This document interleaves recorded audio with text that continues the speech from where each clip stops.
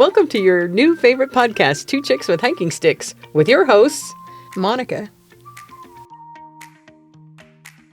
Susan.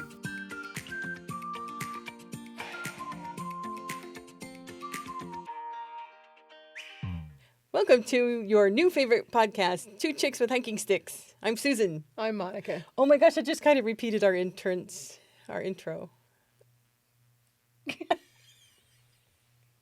So you heard it here twice. Yes. We're Two Chicks with Hiking Sticks. Well, now 3 times. No. She's Monica. I'll say that. I hate to say this again, but I'm hot. Whew, don't God. So we're here today. We're glad that you have joined us. Today we are going to cover the San Antonio Missions National Historic Park. And the World Heritage Center. And the World Heritage Center. Yes, we're going to cover both of them. And when we alluded to this a little bit in our intro video podcast, and we're talking about the National Park System. And the San Antonio National Historic Park is a part of the National Park Service. And it is one of the types of units that is under the National Park Service. And there's like a load of things. There's like 20 different kinds of things. There's 433 different units under the National Park Service. I did not know that. I had to ask for It's like clarification. It is a lot. It's a lot. It's a lot. I don't know how you have that all in your head. Because I'm on a mission. Or you have space. Well, okay. I have RAM in my head. I got some RAM. But yeah, so there's 433. I've been to 181 of the 433. And because my goal is to get to all of them. I don't know that I'll ever get to all of them, but I'm going to try. And most people think of the National Park Service and they think of just the big 63 national parks, which are like the Zions, the Yellowstones, Smoky Mountains, all of that. But there's actually so much more than that. And those are the ones that I find most interesting is all the national monuments, the memorials, the historic parks, the battlefields, because they really tell you a history of the United States. And one of the things I thought was interesting, and one of the places that I went to, it was Cane River Creole. And the ranger there said, because she had worked at different parks, I'm like, how do you keep that straight, when you're working so many different parks? And she said, you just have to think of each of these parks and these places, the monuments and memorials, you think of them like chapters in a book. They're all a part of the United States history, but they are chapters in a book. So you align them that way as chapters in a book. I'm like, oh, she was so smart. That's interesting. Yeah, I wouldn't have thought of it that way. I would have thought of them as cities or something, small towns. Yeah, no. Yeah. Whatever works for you. Chapters in a book. Yep, that's what worked for me. But it stuck in my mind because when you go to a lot of these sites, and I hope you get out and enjoy more of these sites as we continue to talk about them here on our podcast. But as you go out and you start enjoying these sites, you start understanding the period of time that these sites became whatever they are, right? So whether it's, tribal grounds and lands that are out in West, United States to, historical parks that are up in the Northeast where we started our American Revolution, you start to slot these in about what happened on this land. And it really comes together as a really neat story. So that's what I'm trying to do is get to all of those. Well, and I'm glad you're doing that. I will say that on our intro podcast, if you haven't had a chance to watch it, please do. You'll learn a little bit more about us. When you mentioned all the park sites that you had visited, I said I had only been to 4. And I found out that I've actually been to maybe 1 or 2 more. I went to Carlsbad Caverns, which I didn't know was a national park site. Yes. And is there another one I went to? You didn't go to Guadalupe Mountains or White Sands? No, but there may have been another one in there that I went to, and I don't remember now what it was.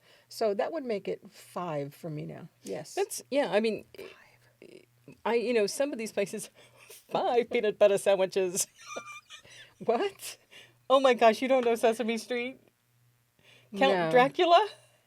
Come on, people, work with me here. No. Count Dracula. I didn't watch a lot of peanut butter Sesame Street. sandwiches. 2 peanut butter. No. Okay. Okay. It's moving on. Yeah, I have to get past my disappointment on that and my Sorry. sweating. But anyhow, so there's a whole lot more to the National Park Service than you think because there's again 433. But if you take this and you take it down a step and you go, well, states have state parks, right? And Monica, I know you do a lot of state parks, and there's like over 6,000 state parks in the United States. Yeah, and I have visited a couple of them. Well, when I had my RV and I would go. I visited some in New Mexico, and of course, here in Texas, all over the place. There's just everywhere in Texas are some great state parks. I mean, and they really are. There's so many. I don't even know if I'm going to ever get to all of them, but I would love to because there's a lot of history in those as well. Yeah. So yeah, New Mexico has a lot of Bureau of Land Management also. Yeah. A lot of BLM land. A lot of BLM land. And here in Texas, I know there is some BLM land over by the forest area in East Texas, like the Piney Wood area. That's BLM. Yeah, there's a lot of national forest over there. Yeah, And the but Big Thicket Preserve is yeah, over there. exactly. But not here, not in Central and South Texas. Not a lot of BLM land. No, it's kind of taken, I guess. But it's fascinating, though. Again, you think about all the national sites that are preserved, and then we have state sites. A lot of the county parks and things like that tend to be more recreational in nature, like, people renting places to have a party or whatever. But they're wonderful places to explore. Yeah. Same with municipal parks. I think Castroville has a park where RVs can stay, and they've got some hiking trails, and that's a municipal park. So you never know what you're going to find when you're visiting parks from different areas. It's just like just a lot of varied places, and kind of fun to look for. Yeah, and one of the things when we talked about Bureau of Land Management, BLM land, they also have national monuments on them as well, which I was actually surprised to learn this, and I don't know why, but I am. And they've got like 30 some odd national monuments on BLM land. So those are separate from the National Park Service. So again, just more sites to go out and look at and go explore and educate. And it's a wonderful experience. So I highly recommend it. But today we're talking about the San Antonio missions. And the San Antonio missions really were around in the 1700s. And there are 5 missions. Only 4 of them are covered under the National Park Service Historical National Park or Historical Park. Only 4 of them are covered. The one that's not is the Alamo, which is covered by the state of Texas. So there is a little bit of a distinction, but there are actually 5 missions here. And they are situated along the San Antonio River. And I think that if I remember correctly, when I was writing up on the blog, there are some missions that actually started not in the San Antonio region. They started. There was one outside of Houston, and I think maybe one in like West Texas, possibly, if I remember right, that were moved over here. Well, the Spaniards, when they came into, I don't know if it was quite America, but when they came over, they actually went all the way up into California establishing missions. And so there's like this swath that goes from, California down through Arizona, New Mexico, over into Texas, and certainly into East Texas. It was interesting, though, that the ones that seemed to survive the best were the ones more in the interior part of Texas versus out in East Texas. Probably because of the river, more than likely. I don't remember where the one was in East Texas. I don't think it was by a river, and I don't remember why they decided to move it. But, I mean, I imagine, I'm not familiar with a lot of the missions, and as you go west. I'm not familiar with a lot of anything because I don't like history. But I imagine that the land surrounding where they set up the missions, as well as the river, were an integral part of why they were successful or not. Yeah, well, that and having military presence from the Spaniards. So when the Spaniards came over, they had a goal of they wanted to, 1, obviously claim some land, but 2, they wanted to convert the indigenous folks to Christianity. So they started these missions, and because I've always thought that missions and churches were synonymous. And while there were always churches in the missions were these complexes that people lived, worked, educated, everything in. I mean, they were like this is their place. They live in this place and farm this place, make this place their home as a community. I learned that through a film at the San Jose mission. Ah, San Jose. Yes. So there's Mission Espada, Mission San Juan, Mission San Jose, Mission Concepcion, and then the Alamo. Those are the 5 missions. So Mission San Jose is the largest mission, or we think of as being the largest mission. Yeah, they've got a nice visitor center with a lot of educational, videos and information. And yeah, I actually I was on that side of town for a meeting and decided to take my lunch at the mission. Because it's really pretty down there. Yeah, it's Well, I don't great. recommend it in the, the heat of the summer Right, right, because it's hot. right. It's really a nice area. In San Jose, being where the visitor center is, you would want to go there. So there's that. Yeah, The other thing too is that we talked about these missions being set up along the San Antonio River, and what was unique to these missions is that they built the acequias. I think I said that right. Yeah, acequias. Acequias. Acequias. I just know it's not acequias. I know it's not that. The acequias. They built these acequias, which were basically kind of think of them as aqueducts that came down from the San Antonio River to feed into the missions, and that was how they were able to farm at these missions. So that's pretty cool. That's very cool. And you had mentioned something about the acequias because they're still viable today. Well, definitely through the Great American Outdoors Act, which was, I want to say was passed like in 2020, I want to say, there was federal funding, I want to say it was maybe $250,000 or so that San Antonio received in order to repair and kind of refurbish the acequia to Mission Espada. Now, Mission Espada is the one that's furthest south, and Right. it has the aqueduct, the acequia, that is like the oldest ever, like around. And so they were able to restore, refurbish, repair so that it actually runs. Ah. Yeah. So it's pretty cool. And Mission San Juan, there was a connection to our food bank that we have here in San Antonio. Our food bank here actually farms 45 acres at Mission San Juan that they use that food to help the community as well. And they also sell some of that stuff at farm stands and all. But it's kind of cool That's awesome. that our city does that through our food bank to help the surrounding areas. That's amazing. I think that is an awesome way to utilize what we have in place. It's historical, and we're still utilizing it. We're still using it, and we're still using it to give back to the community.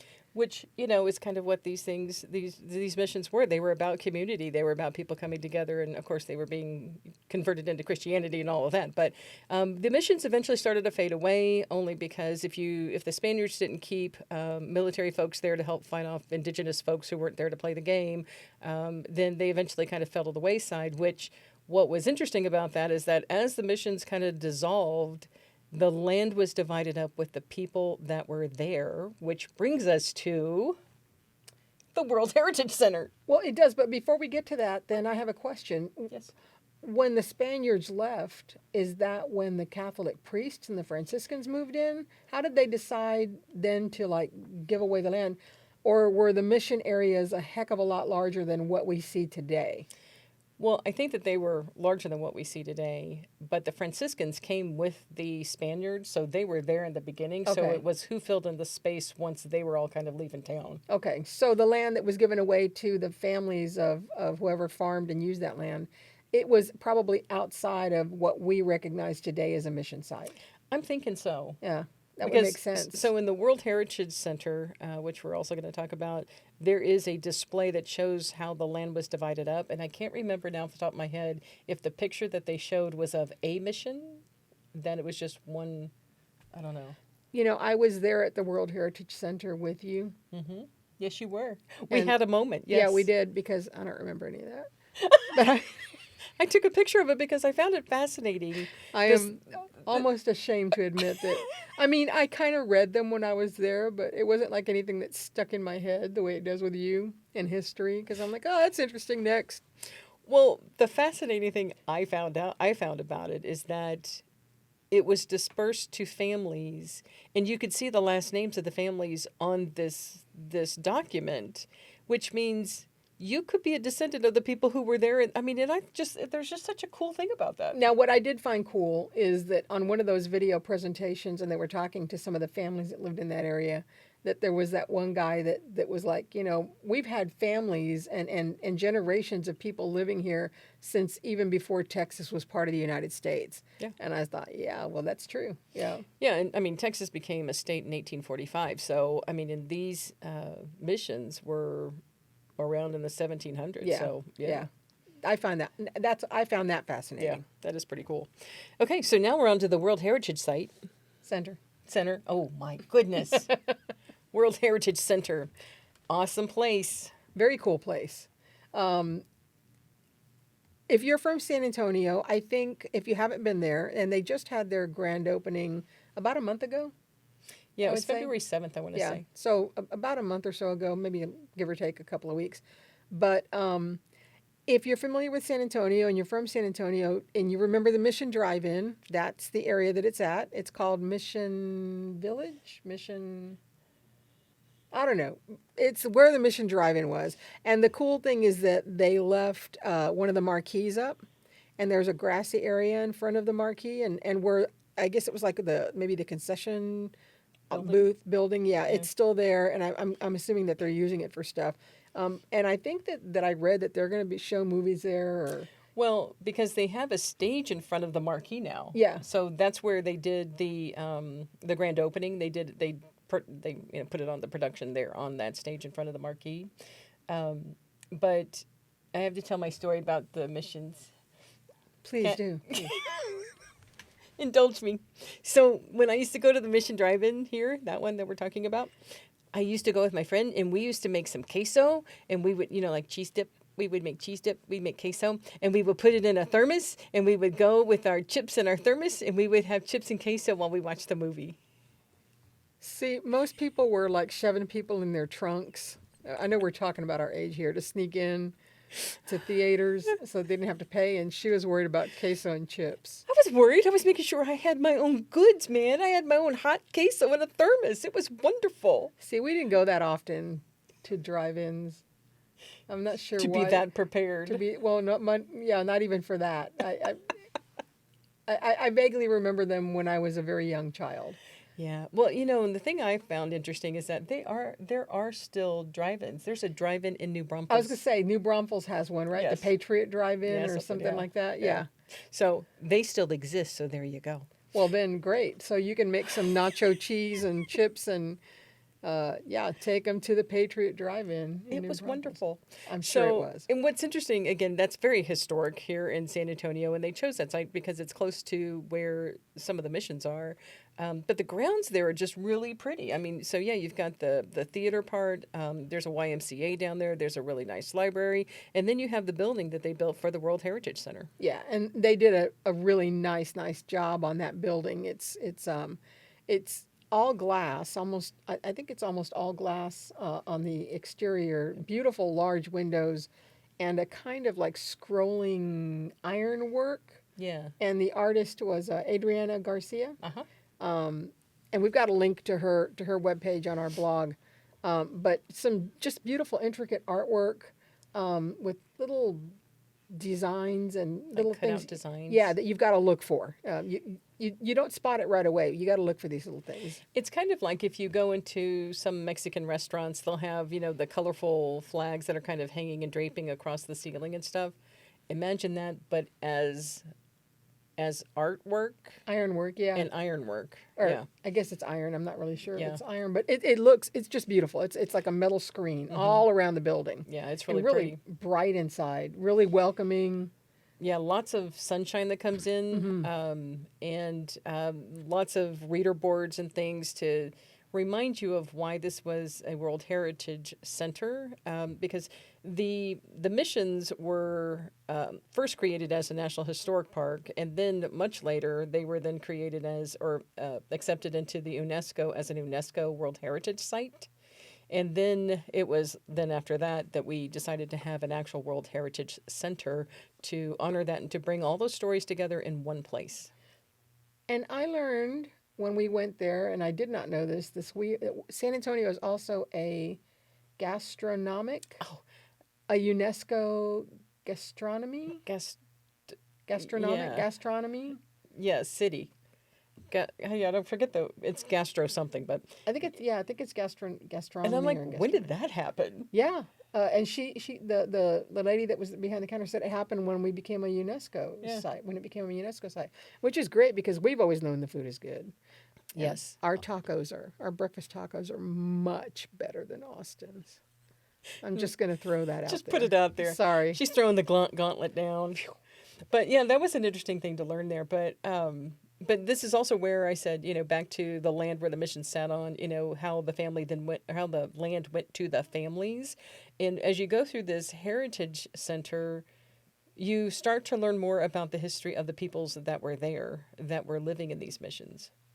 Yeah. And the site itself, in addition to being just, again, really beautiful, lots of natural light, some beautiful stained glass windows. They're going to have a shop. It wasn't ready when we got there. They're going to be selling some stuff.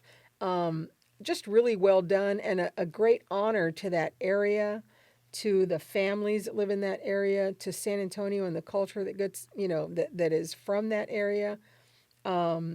Just a really nice way to spend, an hour before you decide that you're going to hike the hike and bike trail to visit the missions. Yeah. I mean, the thing, because I think you could take a couple of hours in this center easily if you're reading everything and really understanding the history and looking at some of the old pictures of these missions back in the day.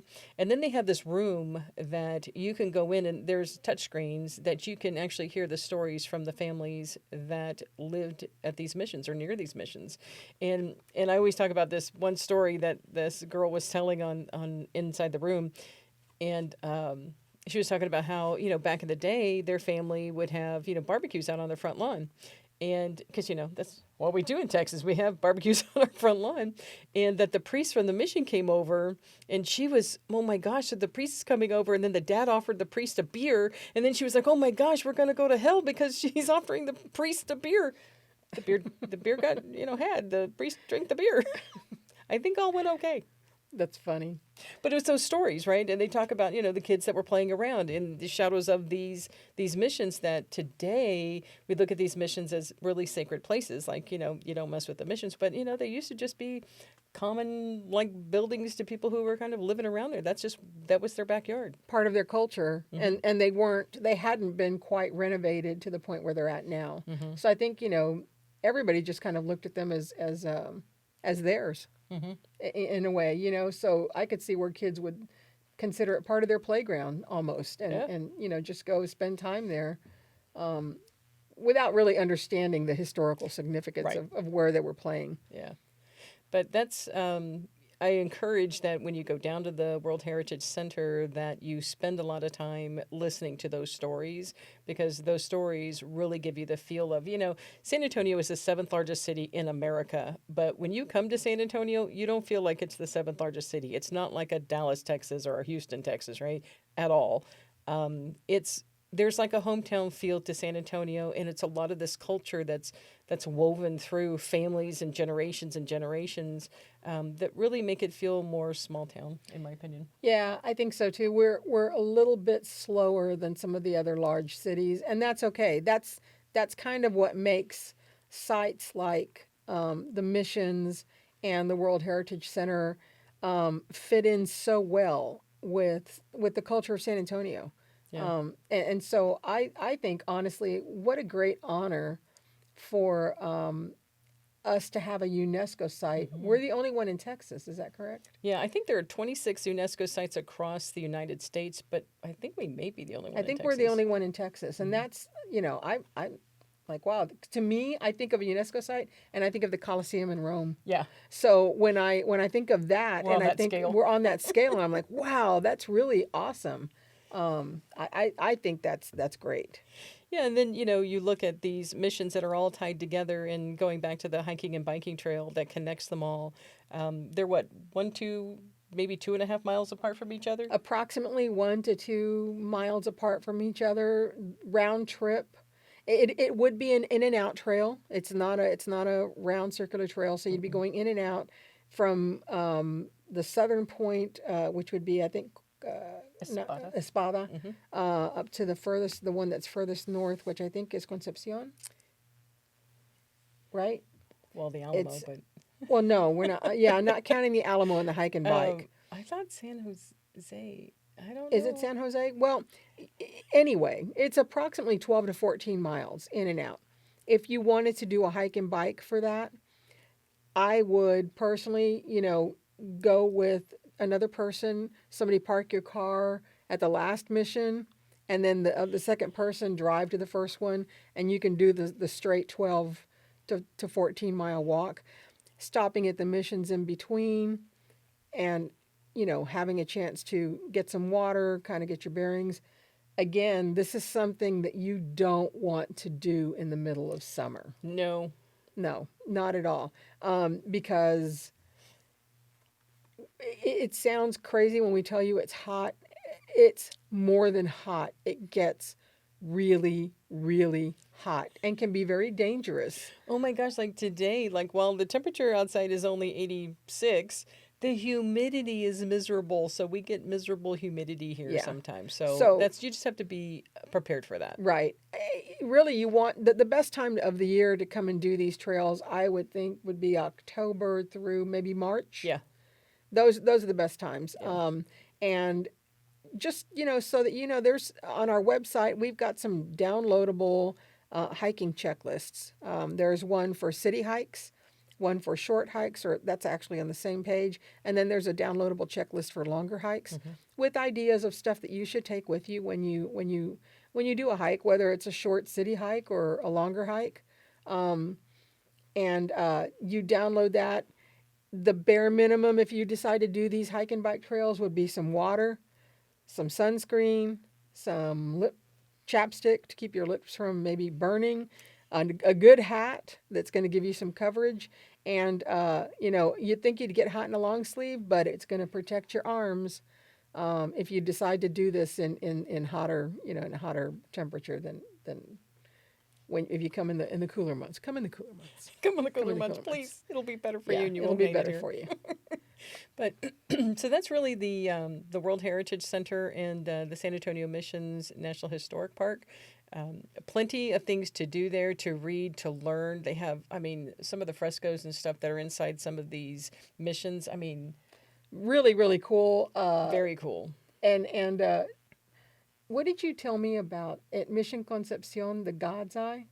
Oh yeah, so for the longest time in Mission Concepcion at the on the ceiling there was the only thing you could see was this one eye that had been painted up there. And then they had some restoration folks come in and do some restoration some years back. And as they were undoing it, because everybody thought that one eye was like, it was God's eye looking down on everyone, right? And it's like you always had this big eyeball always looking at you. And then so they had some restoration people come in and do some restoration of that and revealed more of what was actually behind there. And it was actually a face of someone that actually looked like, oh, it was just another Spaniard. So they were probably honoring a Spaniard. It really wasn't God's eye. But it was a good story there for the longest time. It's a great story, and then you can go see that. It's there. It's there at Concepcion. So we'll share a picture of that for you. Yeah, we will. We'll put one up. We'll put one up on the blog.